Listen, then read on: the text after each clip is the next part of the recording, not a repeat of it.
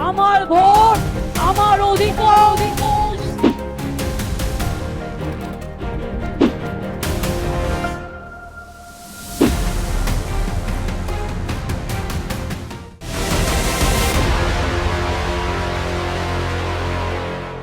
नमस्कार, नवभारत टाइम्स के special show lunch का पंच में आपका स्वागत है। आपके साथ मैं हूं विनीत त्रिपाठी।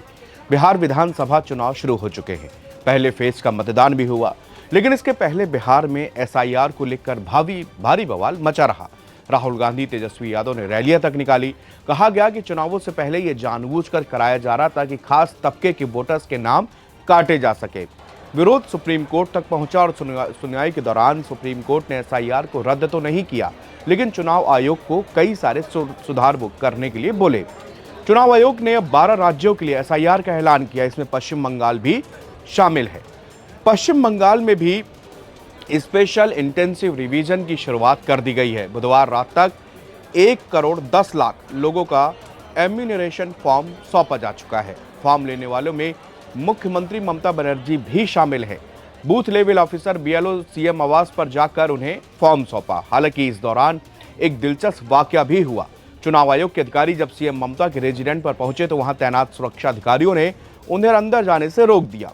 सिक्योरिटी गार्ड ने फॉर्म उन्हें ही सौंपने को कहा। इस पर बीएलओ ने इनकार करते हुए उन्हें चुनाव आयोग के नियमों के बारे में जानकारी दी। तब जाकर सिक्योरिटी गार्ड्स ने उन्हें अंदर जाने की परमिशन दी। बता दें, एम्यूनरेशन फॉर्म न भरने की स्थिति में संबंधित वोटर का नाम मतदाता सूची से कट भी सकता है। बंगाल में इसको लेकर ममता बनर्जी भारी विरोध दर्ज करा चुकी हैं। दावा तो यहां तक किया जा रहा है कि इसके कारण कई लोगों ने जान तक दे दी। बुधवार यानी कि 5 नवंबर को पश्चिम बंगाल की राजधानी कोलकाता सटे दक्षिण 24 परगना जिले के भांगर इलाके में बुधवार को एक अधेड़ व्यक्ति ने अपनी जान दी। परिवार का कहना है कि वो वोटर लिस्ट से नाम कटने के डर से परेशान चल रहा था। राज्य में चल रही स्पेशल इंटेंसिव रिवीजन यानी कि एसआईआर की प्रक्रिया की वजह से अब तक कथित तौर पर 8 लोगों की जान चली गई है। इसके अलावा राज्य में स्पेशल इंटेंसिव रिवीजन का विरोध भी हो रहा है। मुख्यमंत्री ममता बनर्जी, उनके भतीजे अभिषेक बनर्जी खुद इसका विरोध कर रहे हैं। राजनीतिक रूप से पश्चिम बंगाल हमेशा सुर्खियों में रहता है। आए दिन हिंसा यहां पर आम बात हो चुकी है। ये वो प्रदेश है जहां पर सीबीआई अधिकारियों तक में हमला हो जाता है।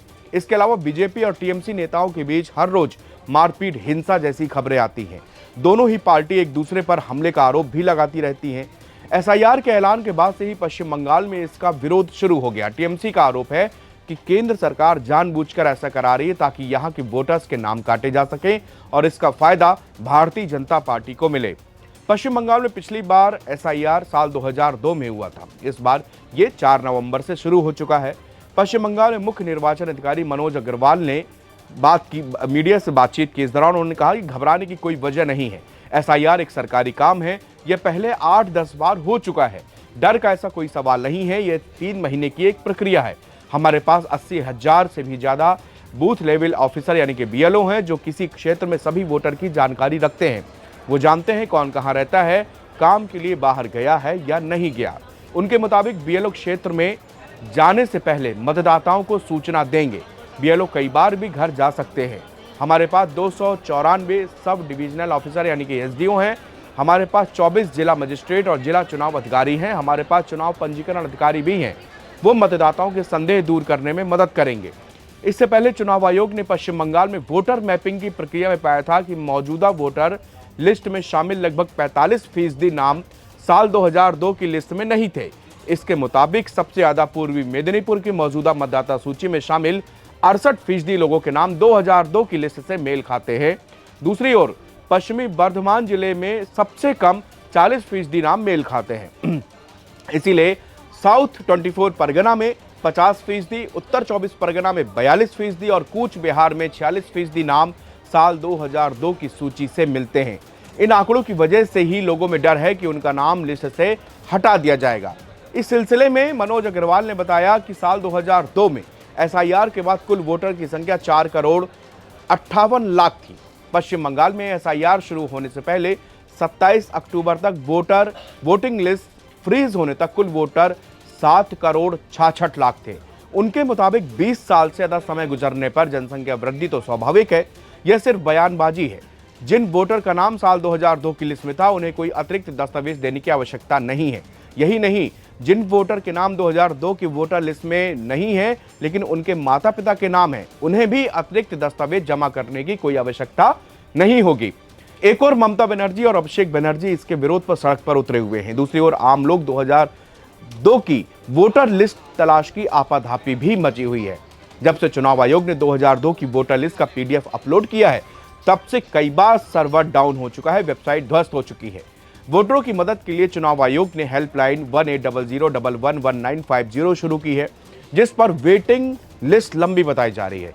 बताया जा रहा है कि सबसे ज्यादा मुर्शिदाबाद में इस लिस्ट की तलाश हो रही है, जहां पर साल 2000 से हर 5 साल औसतन 2 लाख से अधिक वोटरों की बढ़ोतरी हुई है।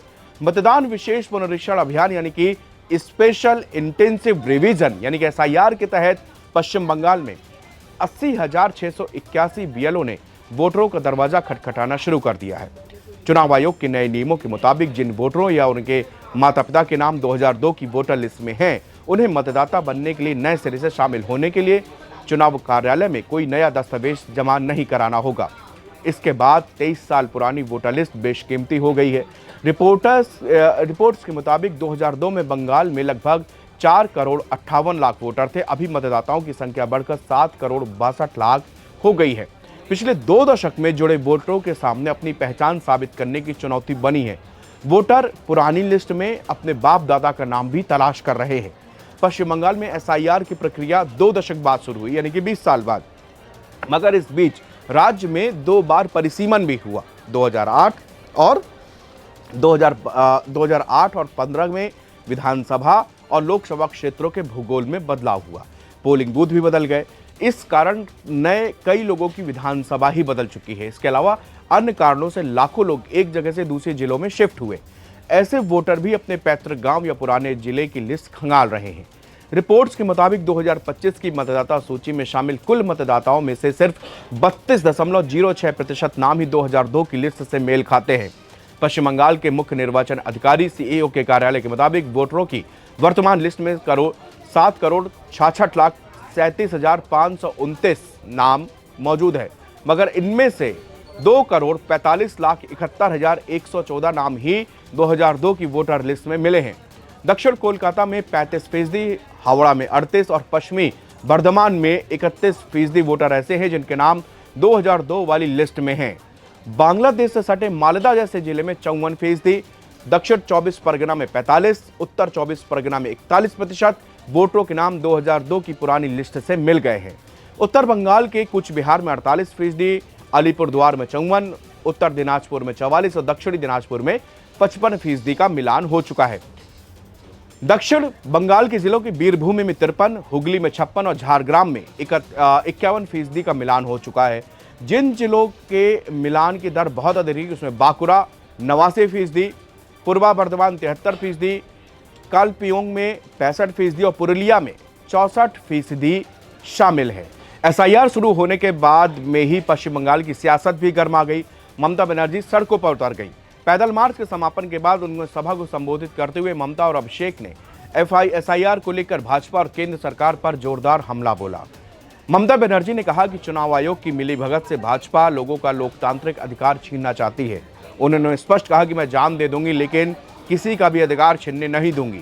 एक भी वैध मतदाता का नाम कटने पर दिल्ली जाकर बड़े आंदोलन और घेराव की उन्होंने चेतावनी भी दी। ममता ने कहा कि लोगों के अधिकारों की रक्षा के लिए सड़क से लेकर अदालत तक लड़ाई जारी रहेगी। भाजपा और केंद्र सरकार की सत्ता से उखाड़ फेंकने के हुंकार भरते हुए ममता ने आगे कहा कि हमारा वोट हमारा अधिकार है, मैं इसे छीनने नहीं दूंगी। और ममता ने आरोप लगाया कि बंगाल में 2 करोड़ लोगों के नाम मतदाता सूची से हटाकर भाजपा ये चुनाव जीतना चाहती है। ममता ने चुनाव आयोग से सवाल करते हुए कहा कि आयोग को यह बताना चाहिए कि बिहार में एसआईआर के बाद में कितने रोहिंग्या और बांग्लादेशी पाए गए हैं।